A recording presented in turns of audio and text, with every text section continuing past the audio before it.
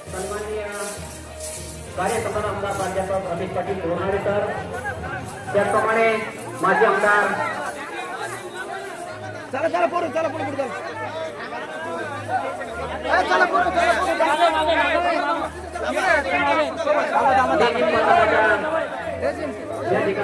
हा समोर बघा समोर बघा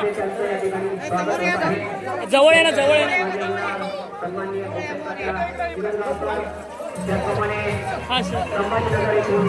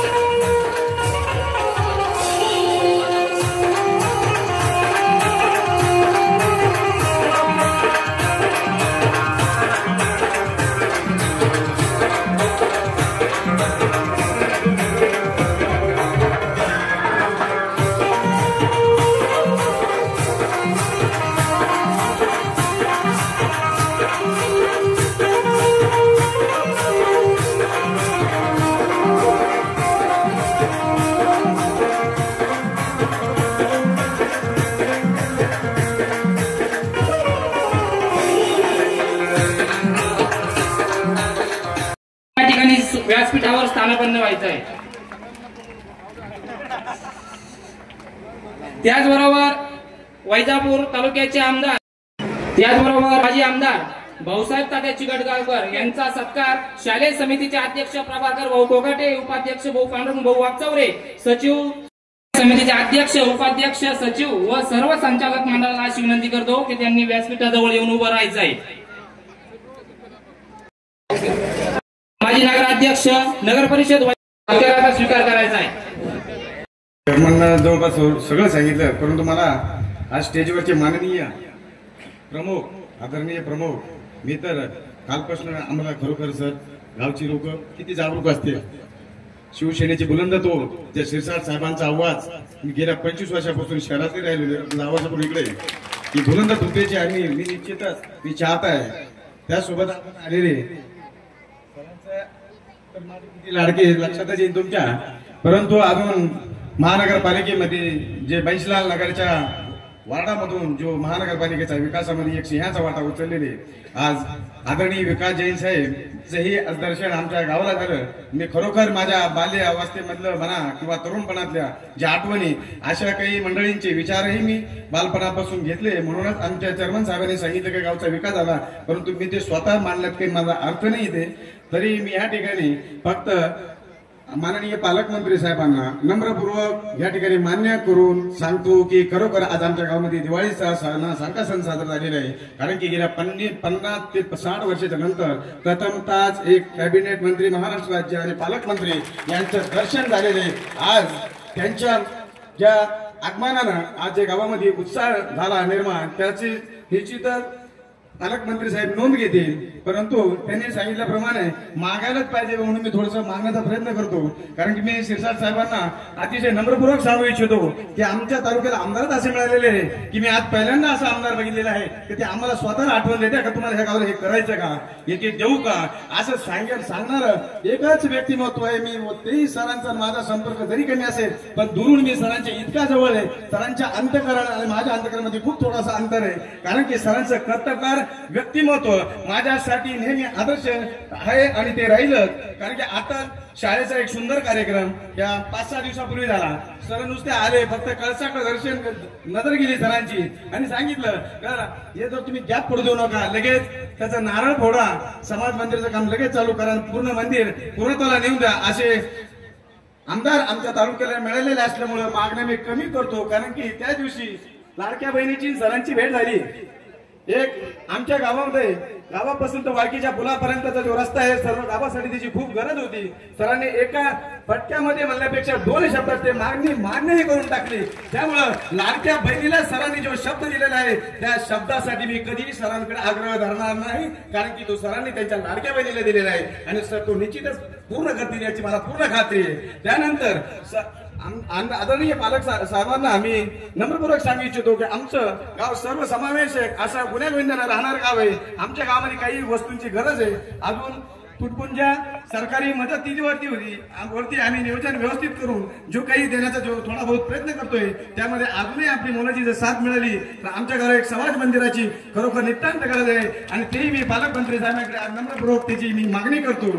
त्यानंतर अजूनही सरांनी आमच्या गावांतर्गत सिमेंट रस्ते गावामध्ये तर जवळपास स्वच्छता झालेली आहे, परंतु आजचं गाव आमच्या या साईडला आहे. 1 किलोमीटरचा सिमेंटचा रस्ता जर कधी आदरणीय सरांनी जर कधी आम्हाला तो देऊ केला तर आमचं सुंदर गाव होईल. आणि त्यावेळेस आम्ही पालकमंत्री साहेबांना आम्ही विनंती करू की नुसते आमच्या गावामध्ये येऊन फक्त गाव बघितल्यापेक्षा गावाच्या अंतकरणात सुरू नाही आमचं गाव तुम्हाला आम्ही खात्रीपूर्वक दाखवू इच्छू एवढीच मी सरांना विनंती करतो.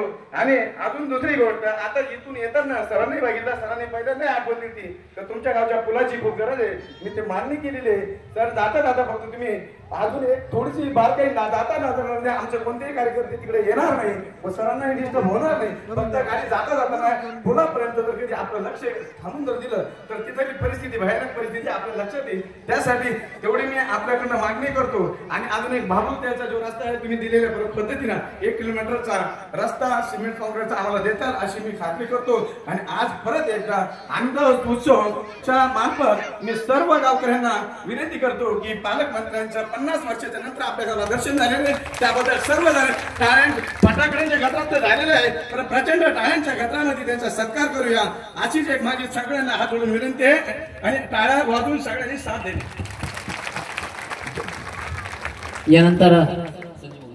यानंतर बाजार समितीचे माजी सभापती संजय पाटील निकम आपली मनोगत व्यक्त करतील. अंचलगाव आणि बळेगाव रस्त्याच्या कामाच्या भूमिपूजनाच्या निमित्तानं आणि आपल्या येथील भैरवनाथ अतिशय जागृत असलेलं देवस्थान आणि त्या देवस्थानच्या सभामंडपाच्या भूमिपूजनाच्या निमित्तानं ज्यांच्या शुभ हस्ते या ठिकाणी भूमिपूजन कार्यक्रम संपन्न होतोय असे आपल्या या जिल्ह्याचे आदरणीय सर्वांचेच आवडते पालकमंत्री नामदार संजयजी शिरसाट साहेब, प्रामुख्यानं ज्यांच्या प्रयत्नानं या ठिकाणी ही कामं मंजूर झाली ते या तालुक्याचे कार्यसम्राट आमदार प्राध्यापक बोरनारे सर, या तालुक्याचे माजी आमदार भाऊसाहेब तात्या चिगडगावकर, वैजापूर शहराचे माजी नगराध्यक्ष साबेरभाई आणि व्यासपीठाचे सर्व मंडळी मला माफ करतील कारण सर सर्वांचीच नावं घेणार आहे आणि म्हणून सर्व व्यासपीठावर उपस्थित असलेले सर्व मान्यवर, शासकीय आज साहेबांचा ओला दुष्काळ पाणी दौरा या ठिकाणी होता आणि म्हणून त्या निमित्तानं सर्व शासकीय अधिकारी या ठिकाणी उभे, सर्व शासकीय अधिकारी, सर्व पत्रकार मित्र, वैजापूर तालुक्यातील वेगवेगळ्या भागातून आलेले सर्व कार्यकर्ते मंडळी, त्याचप्रमाणे उपस्थित असलेले सर्व पत्रकार मित्र, आपल्या गावातील आणि परिसरातील सर्व ज्येष्ठ,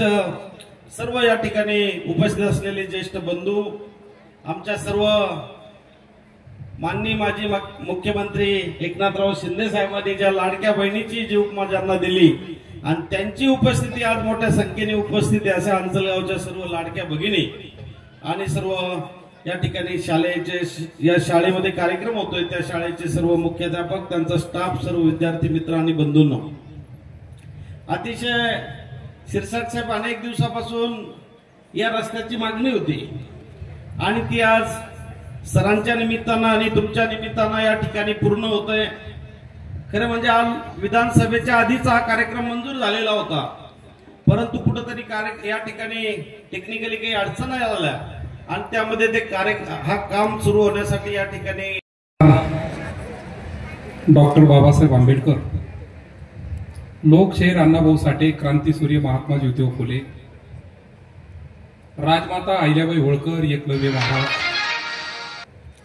महाराणा प्रतापजी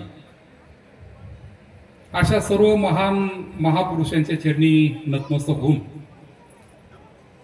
साधू संतांना सुद्धा साष्टांग दंडवत करून आज 7,15,00,000 रुपये मुख्यमंत्री ग्राम सडक योजना टुणकी पासून तर अंचलगाव आणि अंचलगाव पासून तर बळेगाव 6.5 किलोमीटरचं डांबरीकरण या ठिकाणी ज्यांच्या हस्ते शुभारंभ झाला ते आपल्या जिल्ह्याचे पालकमंत्री आदरणीय नामदार संजय दादा शिरसाट साहेब, माजी आमदार सन्माननीय भाऊसाहेब तात्या चिगडगावकर, या ठिकाणी शिवसेनेचे मराठवाड्याचे सचिव पटवर्धन साहेब, छत्रपती संभाजीनगर महापालिकेचे माजी महापौर विकासजी जैन साहेब, त्र्यंबकजी तुपे साहेब,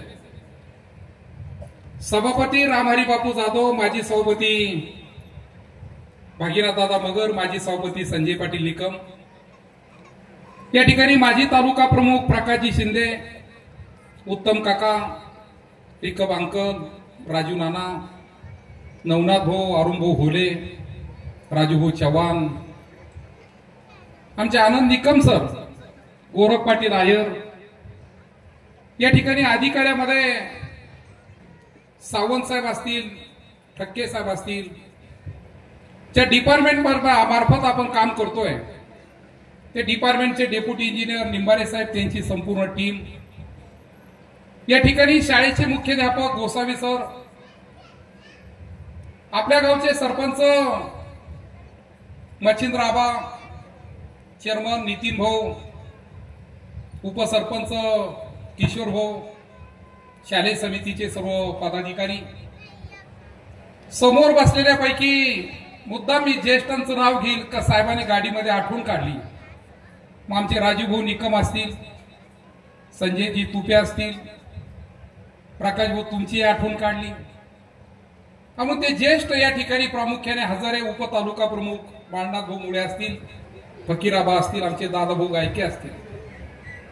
आता सर्व सरपंच आणि उपसरपंच साहेब खूप मोठ्या प्रमाणामध्ये सर्कलचे या ठिकाणी हजर आहे आणि म्हणून सर्व गावचे ग्रामपंचायतचे सरपंच, उपसरपंच, चेअरमन, व्हाईस चेअरमन, कॉन्ट्रॅक्टर आमचे पुष्करजी सोंदे आणि विशेष म्हणजे गोरख भाऊ, सगळ्या लाडक्या बहिणी खूप मोठ्या संख्येने या ठिकाणी आज हजर आहे. सर्व पत्रकार मित्र, सर्व युवक, आमचे ज्येष्ठ, सर्वांचं मनापासून या ठिकाणी स्वागत करतो. साहेब 8 दिवसापूर्वीच्या शाळेच्या कार्यक्रमाला आलो, सुंदर कार्यक्रम 8 दिवसापूर्वी या ठिकाणी घेतला. मी यांच्याबरोबर संवाद सांगला, त्याच दिवशी सांगून टाकलं का 26 तारखेला पालकमंत्री महोदय येणार आहे. गावकऱ्याला इतका आनंद झाला का आमचे मच्छीबाबा आणि नितीन भाऊ बोलले का गावकरी म्हणले का भारताला स्वातंत्र्य मिळालं 77-78 वर्षे पूर्ण झाले, परंतु गावाने पालकमंत्री नाही, कॅबिनेट मंत्री, राज्यमंत्री कधी गावाने पाहिलाच नाही. आणि म्हणून मनापासून तुमचं स्वागत करील का हे छोटे छोटे गाव आहे, परंतु या ठिकाणी जर पालकमंत्री जर आला तर 100% गाव त्या ठिकाणी हजर आहे.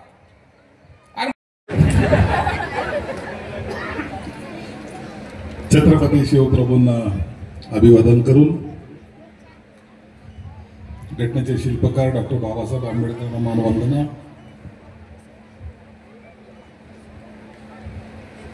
सर्वच महापुरुषांना विनम्र अभिवादन. बोरणारे सर साहेबांच्या पूर्वी संजय निकमांनी काही लोकांची नावं घेतली, राहिलेली नावं बोरणाऱ्यांनी घेतली. मास्तर असल्याचा किती फायदा होतोय मला आज कळालं. तुम्ही कोणत्याही शाळेत जा, मास्तर हातात पुस्तक न घेता पूर्ण धडे पाठ असल्यासारखं बोलत असतो. मी बोलणारे उभे भाषणाला राहिले तर यांच्याकडून कोणतं नाव सुटलं याच्याकडे पाहत असतो. आणि तोही पठ्या इतका हुशार आहे, स्टेजवरच्या माणसापासून शेवटला तिकडे कॉर्नरला कोण उभं आहे तो पहिला हेरत असतो. शेवटला तो निकम पाटील उभे घेऊन टाक त्याचं नाव. तो म्हणतो अरे एवढे सगळे सोडले माझं नाव घेतलं. अशी दृष्टी ज्यांना आहे ते बोलणारे त्यांच्या सर्व सहकारी व्यासपीठावरचे संभाजीनगरच्या 2 महापौरांना माजी महापौरांना मुद्दाम बोलवलं. हे 25 वर्ष नगरसेवक आहेत, महापौर राहिलेले, परंतु ग्रामीण भागामध्ये चला म्हणलं बरोबर की एकदा पाहता का ग्रामीणचा भाग कसा असतो. आज या भागामध्ये आल्यानंतर मला आताही मनावर माझा विश्वास नाही माझ्या डोळ्यावर. काही कारण नाहीये, एका रस्त्याचं उद्घाटन आहे, परंतु गावामध्ये आजच दिवाळी साजरी झाल्यासारखं पाहायला मिळालं.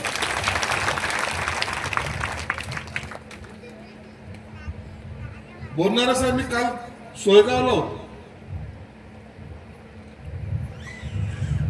त्या पावसामुळे झालेल्या नुकसानीची पाहणी करत होतो आणि तिथलचा एक कार्यकर्ता तिथेही असंच म्हणत होता की साहेब आम्ही 40-50 वर्षात कधी मंत्री पाहिलाच नाही. आम्ही सुद्धा मंत्री पाहिलेले नव्हते. आमच्या लहानपणी आम्हाला मंत्री तर काय, परंतु जे शिक्के मारतात ना एबीसी फॉर्मवर ते जरी भेटले तर आम्हाला मोठं वाटायचं. मग सकाळी ती खाकी चटीन पांढरा शर्ट घालून त्यांच्या दराजात उभं राहायचो एबीसी फॉर्मवर शिक्का घेण्यासाठी. तेव्हा मग असे कधीतरी उठायचा, त्याच्या मनात आला तेव्हा तो सही द्यायचा, ते शाळेमध्ये सबमिट करायचं. आणि म्हणून गावात पुढारी येतोय ही कल्पना म्हणजे एखाद्या दसरा दिवाळीला आल्यासारखा पुढारी एखाद्या वेळेला जर आला तर आला, नाही तर गावच्या पंटारात सगळं काय पाहून घ्यायचं. परंतु आता जी परिस्थिती जी बदललेली आहे, लोकप्रतिनिधी हा तुमच्या जवळ आला पाहिजे, तुम्हाला भेटला पाहिजे, तुमच्याशी बोलला पाहिजे. आता जरी बोलणाऱ्याला उभं केलं सांगितलं की या गावातल्या 50 लोकांचं नाव सांगा, तर आता एका मिनिटात फड फड फड फड धडापाठ केल्यासारखं करून टाकतो. एक नातं निर्माण करायचं असतं. हे नातं जेव्हा निर्माण होतं त्या टायमाला माणसाला बाकी काही करावं लागत नाही. आता निवडणुकीच्या काळामध्ये आपण पाहतो अनेक जण येतात, मान्यवर लोक येतात, ज्याने कधी आपलं तोंड पाहिलं नव्हतं, ज्याचं तोंड आपल्याला दाखवलं नव्हतं, असे काही वागतात ना. आणि काय चाललंय पाटील, कसं काय चाललंय, मग आपलं गाव सगळं ठीक आहे ना, पहिलेच विचार करून घेतो कधी गावामध्ये विरोध कुणाचा कुणाला आहे. विरोधकाला पहिला पकडून घेतो, त्याला सांगतो की बस तुझीच जबाबदारी, तुझ्याशिवाय तर माझं काही खरं नाही, तू आहे तर मी आमदार आहे, तू नसलं तर माझं काय खरं आहे.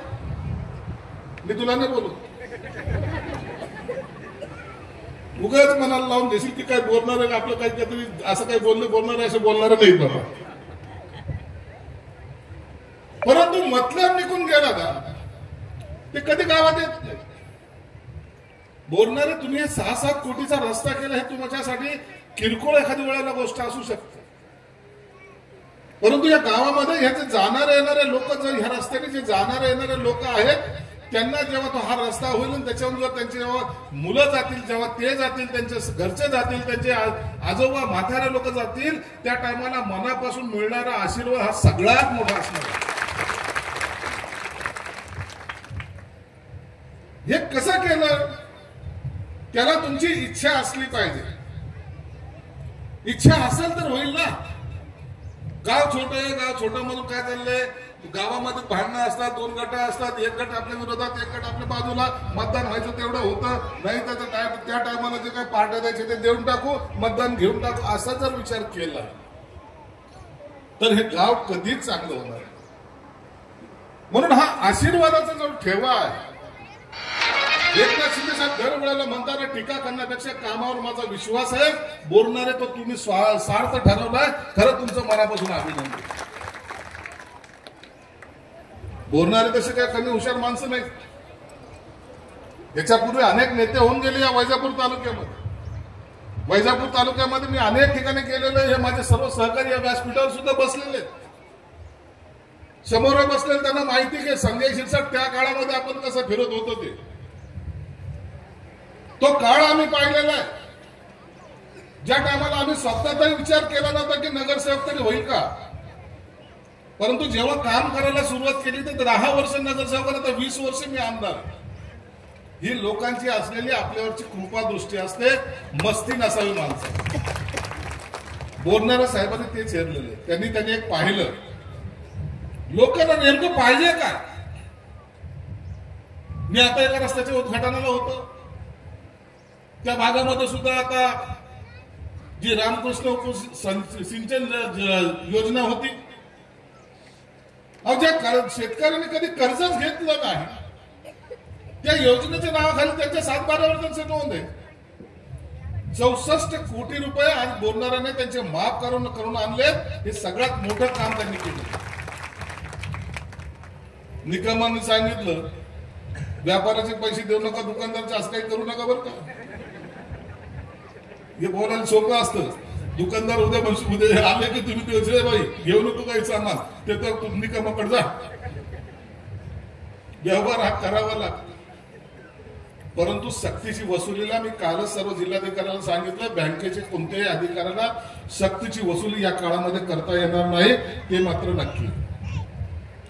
शेतकरी इतका हवालदिल झालेला आहे, इतकं त्याला आज काय करावं हे सुधरत नाही.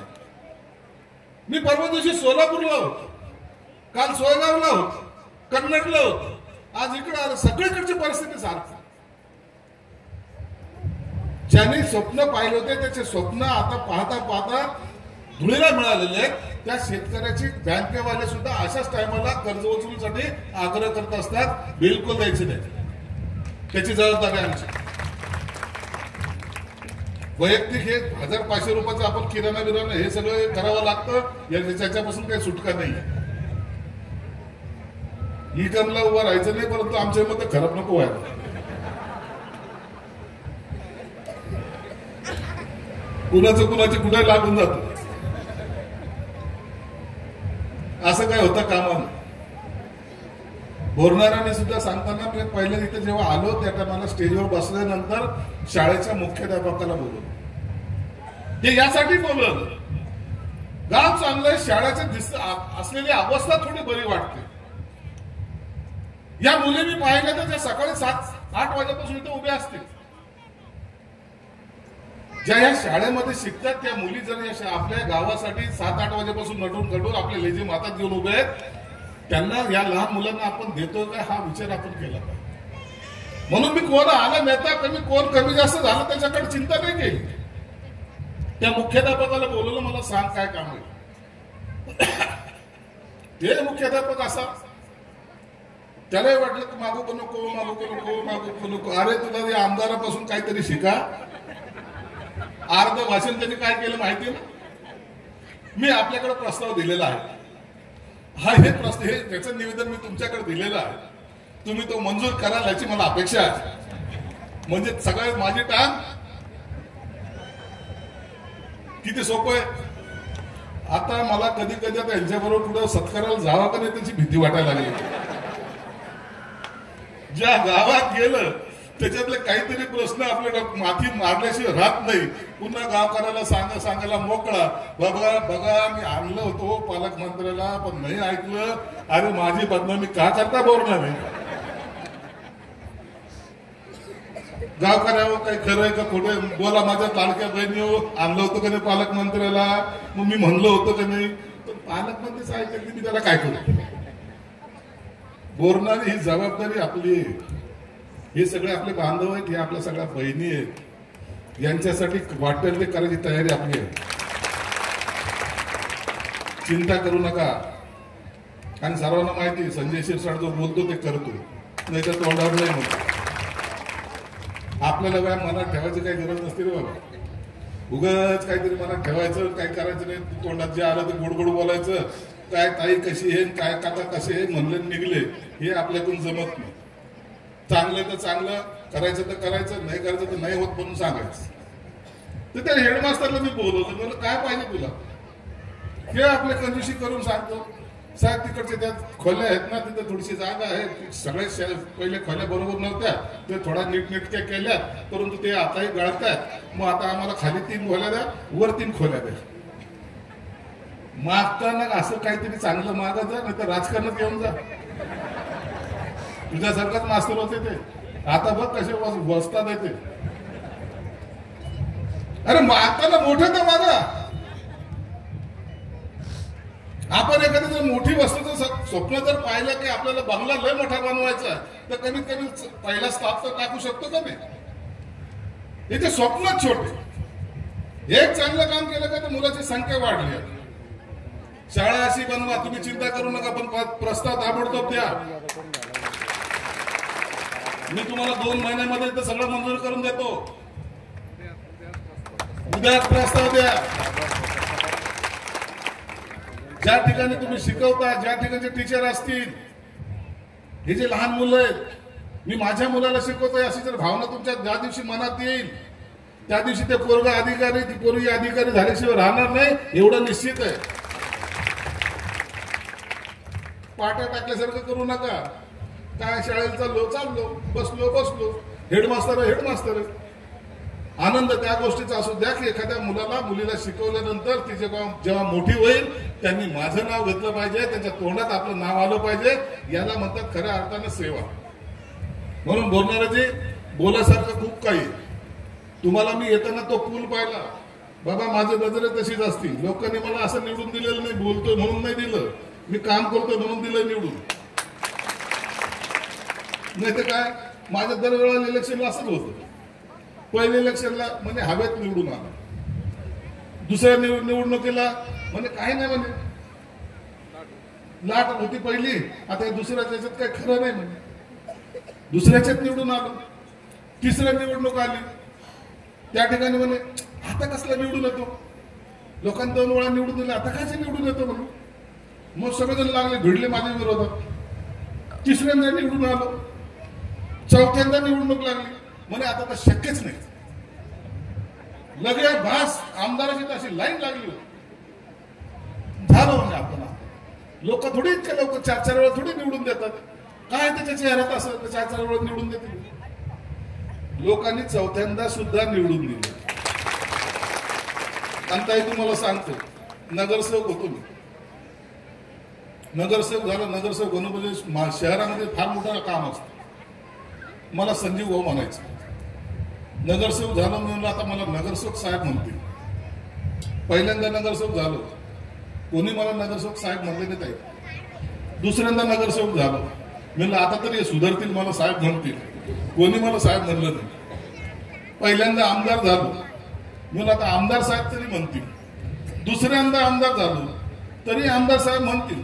संजीव भाऊ अरे माझं काय आहे की नाही वजन बिजन. तिसऱ्यांदा आमदार झालो, आता तुम्ही आमदाराला आमदार साहेब म्हणतात का नाही? मला कोणीच आमदार साहेब म्हणलं नाही. चौथ्यांदा आमदार झालं तरी कोणी आमदार साहेब म्हणलं नाही. अरे मंत्री झालं तरी मला कोणी मंत्री साहेब म्हणत नाही. हे नातं जपावं लागतं. माणूस किती मोठा झाला तरी तो त्यांचा भाऊच राहिला, याला म्हणतात नातं. पद येतील, पद जातील, परंतु तुमचं असलेलं नातं जर तुटलं ते कधी जोडलं जाणार. एखाद्याला सत्ता मिळाल्यानंतर येणारी मस्ती आपण पाहिलेली. असे अनेक मोठे लोक मी पाहिलेले. सत्ता असताना मान सुद्धा वाकडी होत नाही, परंतु सत्ता गेल्यानंतर मग लोक सुद्धा त्याच्याकडे पाहून मान वाकडी करतात. ही अवस्था होऊ नये म्हणून असं काही काम करा ज्याच्यामुळे लोकांच्या मनामध्ये आपल्यासाठी जागा असली पाहिजे. अरे सुखात तर कोणी पण येतील, परंतु दुःखामध्ये कोणीतरी आपल्यासाठी एखादा अश्रू ढाळणारा माणूस पाहिजे, तर ती कमाई. हीच कमाई शिवसेना प्रमुख बाळासाहेब ठाकरे साहेबांची कमाई. त्यांच्या अंत्ययात्रेला 25 लाख लोक होते. हा इतिहास आहे, इतिहास. हा इतिहास आपल्याला पाहतो, त्याची शिकवण म्हणून आम्ही पुढे चाललोय. जास्त बोलत नाही, कारण की बोलणाऱ्याने मला पहिले सांगितलं 1.5 क्विंटलची काही डाळबट्टी केलेली आहे आणि साबुदाण्याची खिचडी 50 किलोची केलेली. सांगायला बोलून गेला, पण असा म्हणणार नाही की साहेब साबुदाणा खिचडी बरोबर घ्यायची का गाडीत खायला. किती मतलबी लोक आहेत. पैसे तर एवढे घेऊन टाकील. आता तुम्ही पहा, एक कार्यक्रम झाला, गाडीत बसलो साहेब, त्याची एक यादी, हे ते असे म्हणून झाले 25 कोटी बर का. परंतु खिचडी 2 घास ठेवलेलं ते तिकडे ठेव, नंतर आपल्याला काही देऊ नको. आणि म्हणून त्यांच्या भुकेमध्ये आता मी पण जास्त वेळ वाट आणत नाही. पुन्हा त्या डाळबट्टीचा वास जर आला आणि डाळबट्टी चुरल्यानंतर त्याच्यावर टाकलेली डाळ, त्याच्यावर टाकलेली तुपाची धार, हे आता पाहिलं तर पोटातच कस तरी व्हायला लागलं माझं. म्हणून आता त्याची जास्त आठवण त्या लोकांना सुद्धा जी आलेली त्यांच्यात माझ्यात जास्त अंतर न ठेवता सर्वांना पुन्हा एकदा मनापासून धन्यवाद मानतो. विकासासाठी एकत्र या, भांडण्यासाठी नको. निवडणुका असतील त्या टायमाला खुशाल भांडणार, परंतु गावचा विकास असेल त्या टायमाला आम्ही सर्वजण बरोबर आहोत, एक आहोत. एवढंच फक्त तुमच्याकडून अपेक्षा व्यक्त करतो. या ठिकाणी थांबतो. धन्यवाद. जय हिंद, जय महाराष्ट्र.